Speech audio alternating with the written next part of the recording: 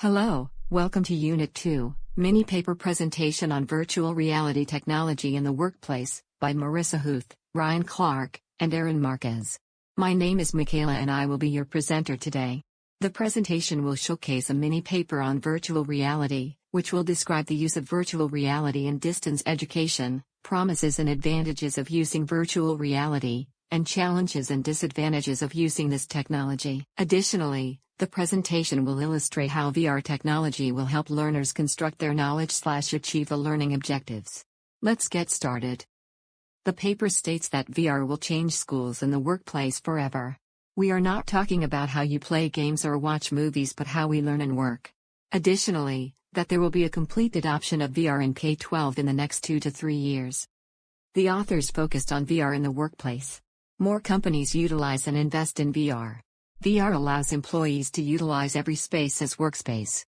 Furthermore, this learning model is used in many different industries, from small to larger organizations. VR training is used for many different situations in the workplace. In construction, simulations are used to reduce the number of employee injuries and some are used to train and walk surgeons through surgery procedures. The next topic that the authors covered are promises and advantages in VR. In their paper, the authors state that there is a significant cost benefit to VR training in the workplace.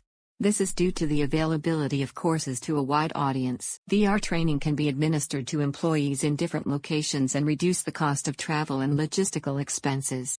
Additionally, VR training can support large cohort sizes or single self-enrollments. Furthermore, once VR training is developed, it can be replicated at a minimal cost. Another advantage to VR in the paper is that it increases content retention through the course trainings and overall programs. This is attributed to the level of interactivity in VR. VR requires the learner to become an active learner.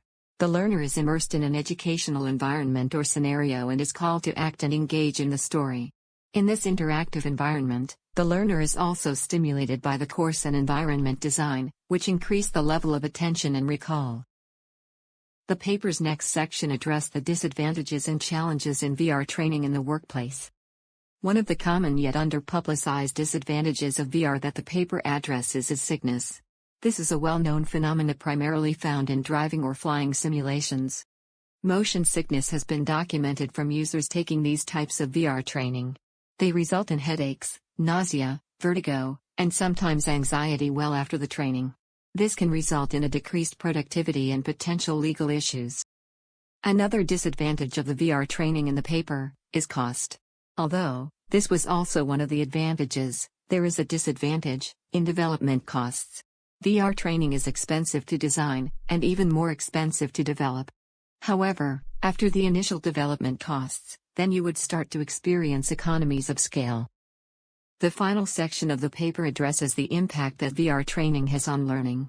The paper declares that VR is a respected and valued learning theory and is a model used by accredited learning institutions. VR has been widely accepted in the K-12 setting, higher education and specifically in the workplace and yielded higher learning outcomes compared to traditional lecture-based learning. That said, the paper states that VR is a tool for educators to improve and enhance the learning process. Although 3D graphics and navigating on the moon can be fascinating, a well-designed instructional plan needs to be the basis of VR training in the workplace. We hope that you enjoyed the presentation and that this offered a concise, fast-paced overview of the team's mini paper.